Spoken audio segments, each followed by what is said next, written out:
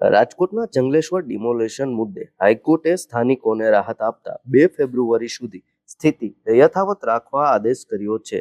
સરકારી વકીલની રજૂઆત બાદ હાઈકોર્ટ હાલ કોઈ પણ પ્રકારની કાર્યવાહી પર રોક લગાવી આગામી સુનાવણી સોમવાર પર મુલતવી રાખી છે. દીપ્તિબેન સોલંકી જી ચોક્કસ ઘણા સમયથી વિસ્તારના લોકો લડે છે. એમાં ગઈકાલે હાઈકોર્ટે એવો ચુકાદો આપ્યો છે કે 3 દિવસનો સ્ટે આપ્યો છે સોમવાર સુધીનો, અને સોમવારના દિવસે લાંબા ગાળાનો સ્ટે મળી શકે એવી પણ પૂરી શક્યતાઓ છે. એટલે અહીંયા આ વિસ્તારની અંદર લગભગ જેટલા મકાન પડે છે એમાં 5,000 ઉપર આવી જાય છે. ખરેખર સરકારે નોટિસ 1300 જણાને જ આપી છે, પણ બીજા ઘણા બધા લોકોને આવરી લીધા છે. એટલે ઘણા બધા લોકો અને બધા મીડિયમ અને નાના વર્ગના લોકો છે, જેને લોકો જંગલેશ્વરનું નામ પડતા એટલી બધી અત્યારે ખરાબ પરિસ્થિતિ છે કે એ લોકોને બહાર મકાન પણ ભાડે મળતા નથી.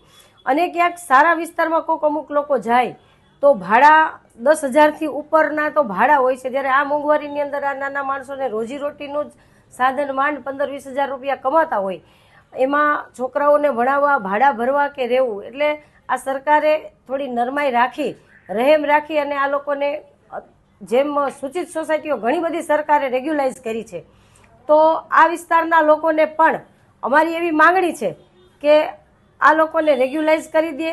જંત્રી ભાવ જે કે એ વિસ્તારના લોકો ભરવા પણ તૈયાર છે, અથવા તો આ લોકોને કંઈક વૈકલ્પિક જગ્યા આપે એવી પણ અમારી માંગણી છે. અને લોકો સાથે રહી અને લોકોની લાગણી પણ આવી છે, અને સરકાર પાસે અમે વિનંતી કરીએ છીએ કે આ નાના માણસોને બેઘર ન કરે.